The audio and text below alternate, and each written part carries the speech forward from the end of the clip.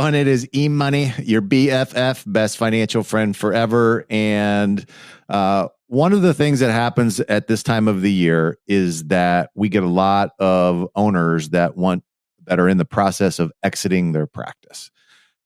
And exiting can be very stressful. Let's face it. You've owned this business for a period of time, a long period of time, and now you're talking about, oh my gosh, I'm not going to own this anymore.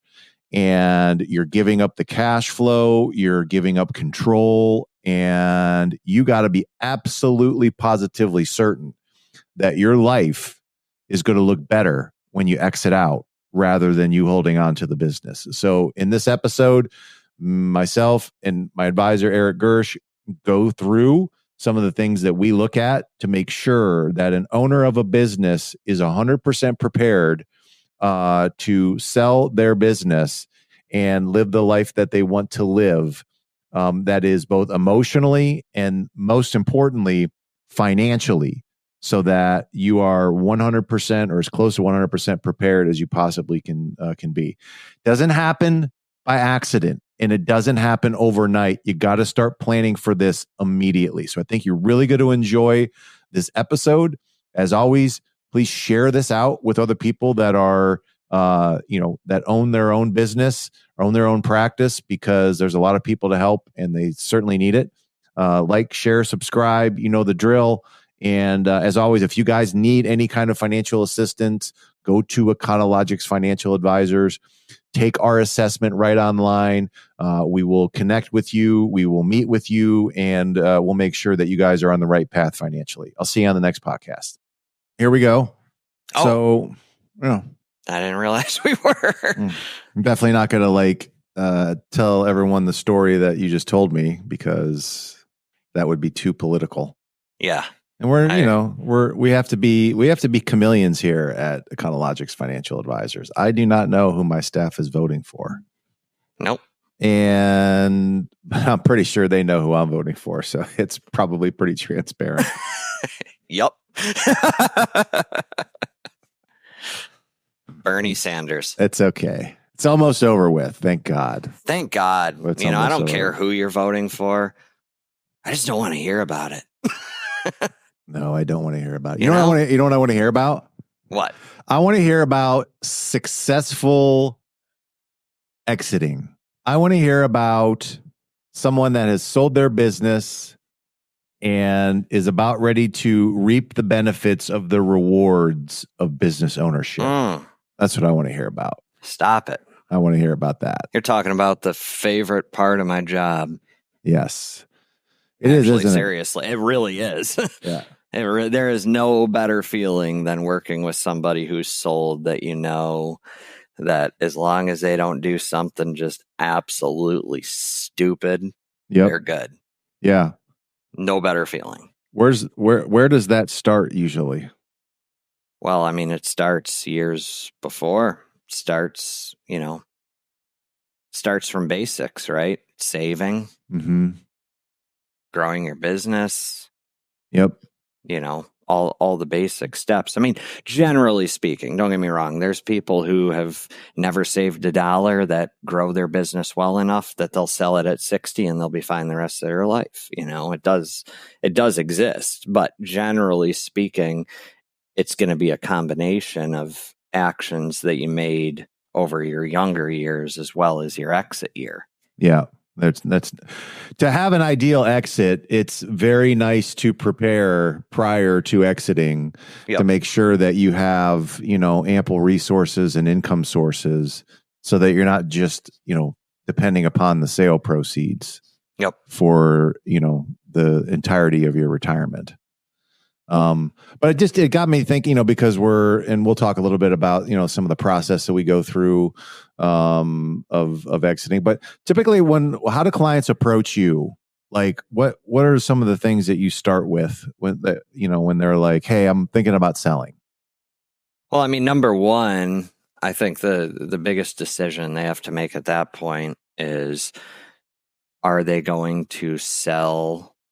Who are they going to sell to? Is it going to be an associate, or is it going to be a like one of the corporate groups or private equity groups, whatever you want to call them? Yeah.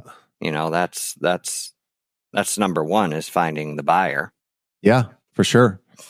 Because there is a difference definitely between the two.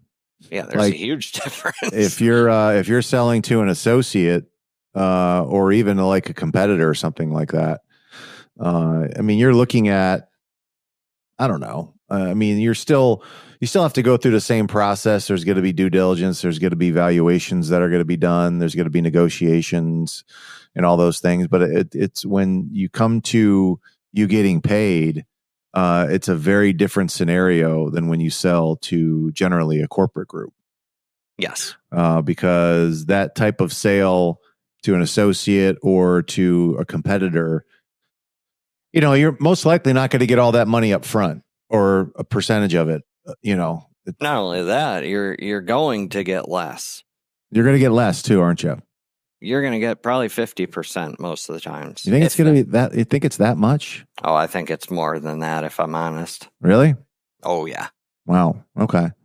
So you're going to get less sale money by not selling to, a big corporation. But that's important to some people, right? They don't want to see their business that they've built from the ground up turned into a corporate chain. That's worth more than money to some people. Understood. But you're just going to have to make sure that you have plenty of assets and investments. Oh, exactly. It goes back to your planning that you did over your working years. Yeah. On if you can even afford to take the lower offer. Exactly. Which is where a lot of people don't. I don't know. Can't tell how many people I've heard that have said, I'm never going to sell to corporate, until corporate came around and gave them, $7 million. And you're like, okay, we'll give it a shot here. So, what happens? They said they were going to leave us alone. Changed my mind on this. $7 million will change your mind on a lot of things. $7 million will change your mind on quite a number of things. But, okay, well, getting back to it. So client says to you, okay, hey, look, so thinking about selling, first decision is, who am I going to sell to? That's for sure. That's obviously, an important part of that. Yep. A couple other things that we talk about too is, why are you selling? What's the purpose of you selling? If you're just flat out burnt out, it's probably not a good idea to sell, because when we look at the numbers of someone that's generally burnt out, your numbers don't look very good. No. Because you're not as profitable. There's reasons why you're burnt out. You're not profitable, you're overwhelmed by the staff, or you're having to do all the work, or whatever it is. Yep. So typically we'd probably recommend that you go and fix some stuff first before you sold. Yeah, selling and burnout is very seldomly going to serve your best interest, right? Yeah, you're most likely. Most of the time, in my experience, when people are burned out, they're burned out by the HR aspect. Like you said, it's the staffing, it's the hiring associates, it's the, Yep. That. It's all the executive work of running the business that most people don't want to do. Yep. So they end up not doing it. And that shows up in the numbers and the profitability and the turnover and the people and all that. So it is it's obviously a big problem. So that's one of them. Obviously, you're emotional. Are you emotionally ready to sell the practice and be done with it and not have anything to do with it? Or do you want to stay on and work for a couple of years? Those things obviously are going to get worked out. And then you have the financial aspect of it. You're like, when you look at your profit and loss statements of owning a business, and you look at how much a owner takes out in salary and profit distributions. Let's take a $2 million practice. So you're having a client right now sell. Yep. Right? What was his revenue in 2023, 24? Do you know? It was probably over pretty close to 3 million, somewhere around there. I should be ashamed of myself. I don't remember off the top of my head. Good for you that he was my client for longer than you've had him right now. So I do remember. How about that, Gersch? But I wasn't sure though if you're talking about. Yes, there's two different clients that are in the same industry. Okay. I know which one you're talking about now, and I can tell you that their revenue in 2023 was approximately 2.7. Okay, so what's 30% of 2.7? Um, It's pretty close to a little over 600,000, probably over 700,000. Yeah. 800? 8.1. 8.1 what? Sorry, 810,000. 810,000. Okay. There we go. That is a lot of money. Oh yeah, no, that's it. I would call that given his industry, an abnormally high profit margin. Yeah, that's really good. So that being said, he has a $2.7 million business that's generating him a profit of over $800,000. Okay. What would that business need to sell for to replace $800,000 of income? I mean, it would need approximately. Yeah. To do it in perpetuity with no risk of running out of money, 16 mil. Exactly. You're never going to sell a $2.7 million business for $16 million. No, but to play devil's advocate with you, just for our listeners, yes, there might be 800,000 to profit. Yeah. But you got to remember, not all of that profit just goes to the household checking account. Some of it goes to equipment.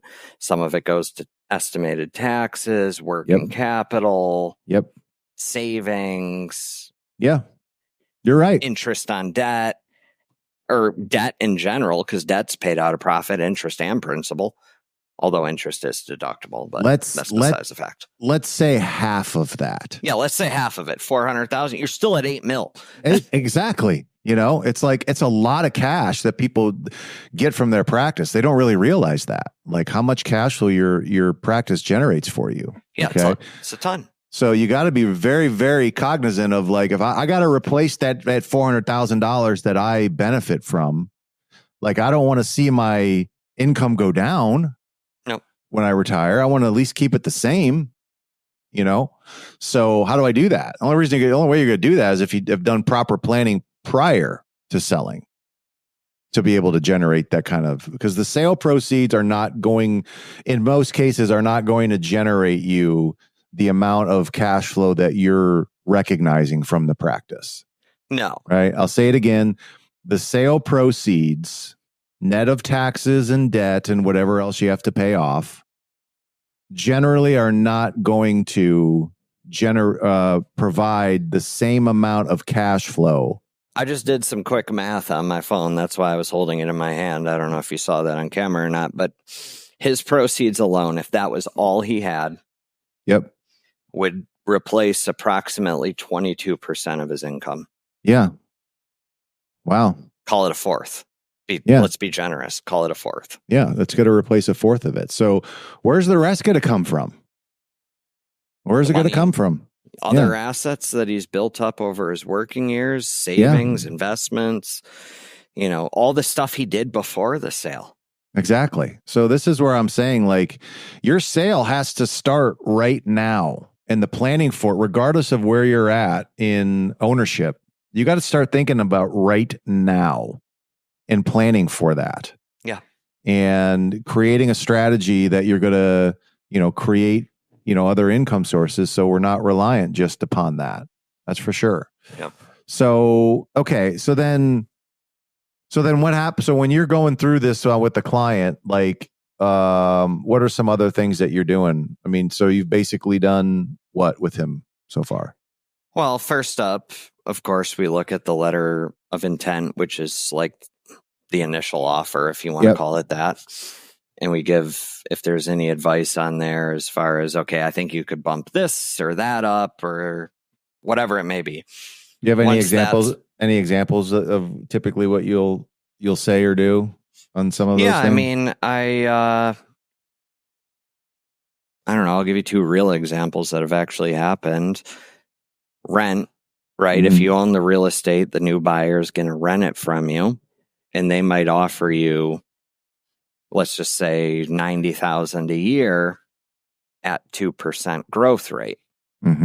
Well, maybe you can get 3% growth rate out of them. It's not massive difference. It really isn't. It's pretty minimal in the big picture, but it's still something. It's still going to add up to be, probably $15,000, $20,000 over the lease period. Yep. It's worthwhile. So there's stuff like that. And then there's also just the sale amount. I know we've told this story before, but I had a client a couple of years ago who was selling to a corporate group, and I saw his numbers. And I was like, ask for more. Mm-hmm. And his lawyer told him, no, don't do it. Don't rock the boat. But he went back and he was like, hey, I'm doing, you're looking at my year-end numbers. Here's my current year numbers. I'm doing better.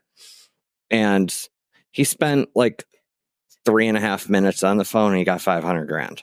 Amazing. So, I mean, best time ever spent. He never made that much money in his life. Yeah, really. And it was from a phone call. Just by asking. Just by asking from something that I spotted that was like, hey, I think this is worthwhile. Yeah. And he wasn't afraid to go to the corporate group and negotiate more. No, he actually went against his attorney's advice, which is kind of the crazy part. But yeah, but I mean, that worked out for him because you have to have you have to have representation. You need to listen to the people that are representing you, but you got to know the worth of your practice and be willing to say, and know who's buying it. You do. And I think in that situation, I don't know.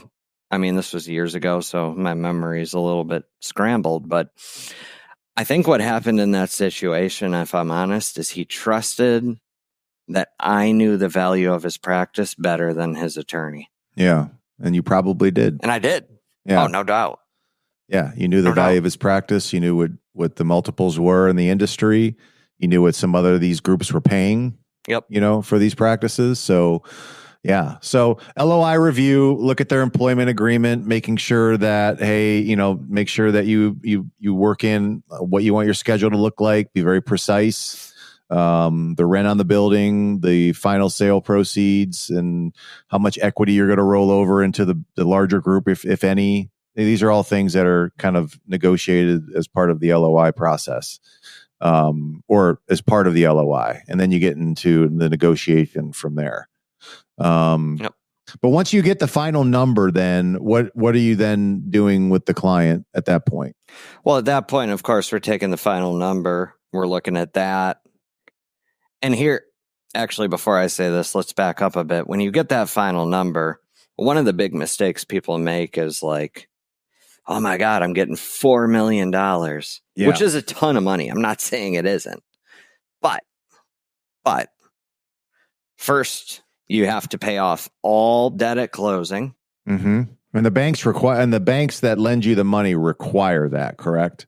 Or it's just like a house. Title don't transfer without cleared debts. Same thing. Yep. So yeah, you got to pay the debt, and then you got to pay the government. And they're going to take 20-25%. Yep. So it's not uncommon for me to see a $4 million sale become, I don't know, $1.5 million real quick. And then it's like, what's that $1.5 million worth? It's worth $75,000 a year at the 5% rule. Yeah. And that's it. It's depressing, isn't it? It sucks.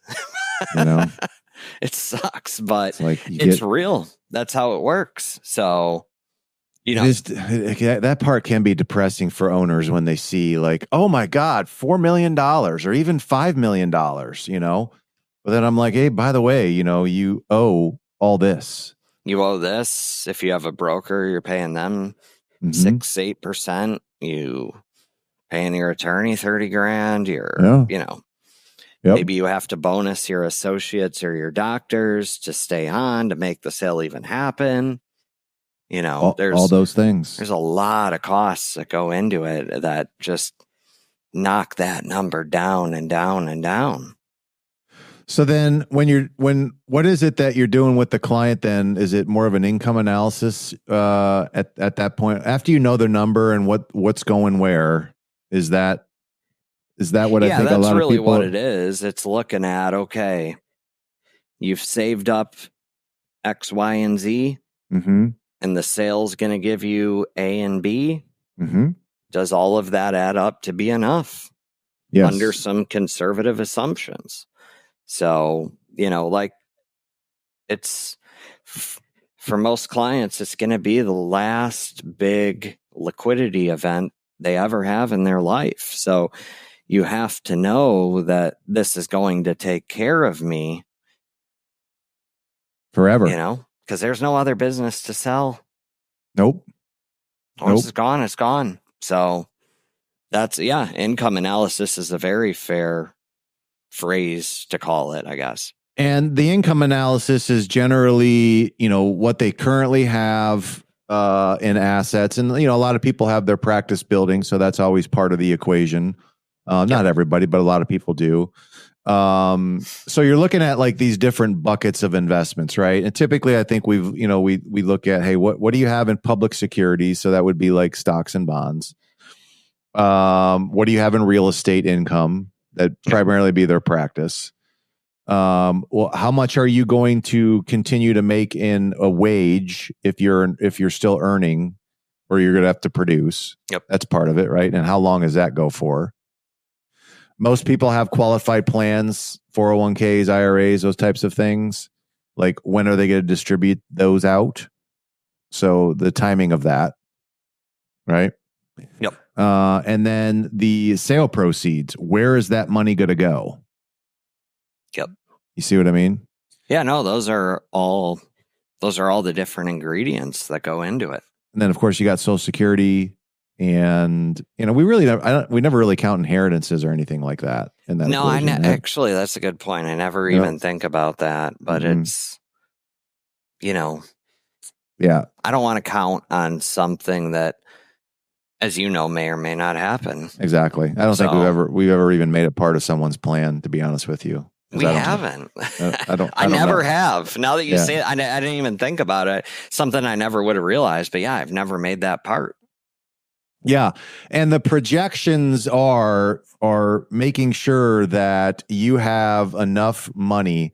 Because look, when you sell, and I like, I like kind of making sure people have more than enough cash flow to be able to kind of live those first couple of years, because they are a little bit different. They're like, I don't own this business anymore. I'm not, So I've had people that have like, if there's money left over in the business that it's just going to sweep over to them personally, have that be your living money for the next year or two or something. I think that's a very good point. In my experience, spending after a sale is a bit like the letter U. It's going to start really high, right? You've worked for 30, 40 years. Now you've got all this money. You want to catch up on travel. You want to go see the grandkids. You want to do the addition on the house or the kitchen that you never got to. You just want to do all this stuff, right? Once you do all that stuff, spending starts to come down, right? Because generally you're in your early to mid 60s, maybe even late 60s, but you're still healthy-ish and you've done what you want and you feel good. Yeah. But then life continues on and you get older and healthcare costs start going up. So spending is usually, in my experience, a U, where you spend more in the beginning and the end and less actually in between. Interesting. Okay. So I think where people need to go with that is, look, there are going to be some unexpected things that come up. Just make sure you have access to plenty of liquidity, and, I think we account for that in the plan as well. Absolutely. Look, if you need extra money, here's a pot here that you can pull from, and it's not going to upset your long-term income streams. It's not going to upset. You're not going to run out of money because you do this, and it's just part of the plan as well. Yep. I think the hardest thing for me to the hardest thing for me to account for was any money that people left with the corporate group. Like if you sell and there's like a percentage that a lot of people leave, like $500,000 or $1 million or whatever that would be. Yep. Is trying to figure out what that's going to be worth to the household. It's very hard. That's very hard. Like, have you seen anybody that's actually recapped, so to speak, Yeah. and gotten that money back? Yeah, I mean, I've only seen. I'm trying to think.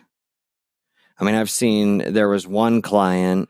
He wasn't my client. I'm pretty sure he was your client, actually. But there was one client who the corporate group went bankrupt before they recapped, and he lost it all. Are you kidding me?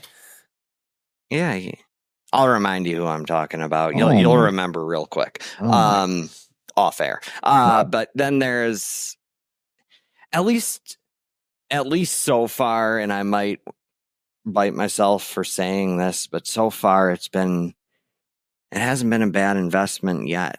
Mm-hmm.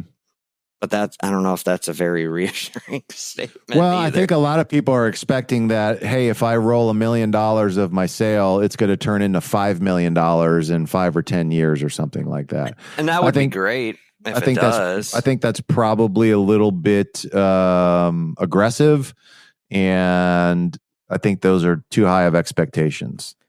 You know? I mean, the stock in the buyer, right? If you sell to a corporate group, you get stock in the buyer. Okay. Mm-hmm. What is that based upon? If you just want to make it really simple, they're buying 50 practices, they're packaging them together, they're saying we can raise the profits by doing X, Y, and Z, and we can sell them off to someone else for a higher multiple than we bought them for. That's right. And that person who's buying them thinks that they can do X, Y, and Z and raise the profit higher and sell them off to someone else. I mean, I'm not saying that it's a house of cards. That's not my intention, but it's not guaranteed money. It's not guaranteed. Sure. Yeah, thank you. Thank you. I'm trying to think of how to say this. Well, it's not guaranteed money, and it's very speculative. So just know that. Yeah, right? It's a private equity investment is exactly what it is. It's aggressive private equity investment. So I would not base my long-term income streams on that amount because I don't know when I'm going to get it. I don't know how much it's going to be. Right? Yep. Yeah, because you have no control over when they recap. No. So the projections on that are very difficult to do. Yeah, there was a client I had, a veterinarian who sold in 2021, and they were told recap within 6 months. Yep. Well, it's October of 2024. Still waiting for that recap. It is coming now. It is real, but it's been 3.5 years. Yeah, I know. I mean, you never know when these things are going to happen. You don't have any control over that. A lot of that's dictated by, the current market environment, current economy, interest rates, all those things. So if those things are not, if they're not in a range where it is viable and attractive, then they're going to do it. They're going to wait and hold on. So last thing I want to talk about is just like the overall investment approach that you have, because now all of a sudden, you're going to be getting like in one of these cases, like $4 or $5 million net, right? So what is your approach on that? Like, what are you, is it? Well, I think this number one goes back to their income needs. Mm-hmm. Most importantly, is do they need interest or dividends or whatever, whatever you want to call it. But how much money do they need to derive out of this pot of sale money? Yeah. That's going to dictate the investment approach. Now, of course, if you want to talk generalities, the investment approach is going to include all the usual asset classes, stocks and bonds, real estate, annuities, there's a place for all of those depending on someone's circumstance, but it's that income question is always going to be number one because that's going to dictate where we put the money. Where we put the money. Yeah. Absolutely. Because, I think most people's experience is, a lot of their investment, investment perspective and history has been, I put a lot of money in stocks and bonds over the years and mutual funds, and that's just, I guess, what I'm going to do with my sale proceeds.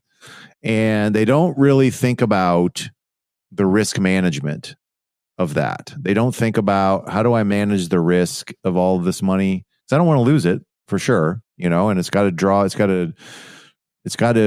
drive some, or it's got to produce some kind of an income source.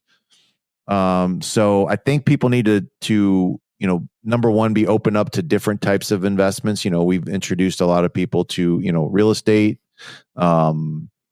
insurance contracts. You just cannot say, well, I'm just going to put it all in the S&P 500 and hope and pray it's going to be okay. Yeah, no, there's definitely a vast difference in what you invest in and how you invest when you're in the accumulation phase versus the disbursement phase.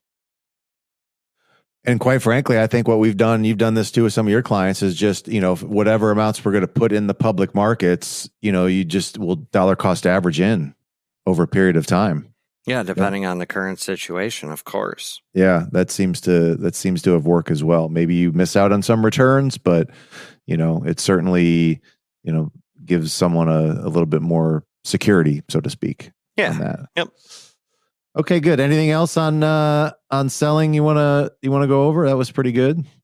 I think at the end of the day, it's just one of these things where you got to be prepared, have a good team around you, make sure that you are thoughtful in the process, know your numbers, make sure that after everything's sold, you're going to have more than enough, fairly secure, predictable income to live how you want to live, and then just pull the trigger and do it. Yep. And, it's not an easy process, but certainly worthwhile when you come to the end stage. Agree. All right, buddy. All right. That's it for now. Till next time. Till next time.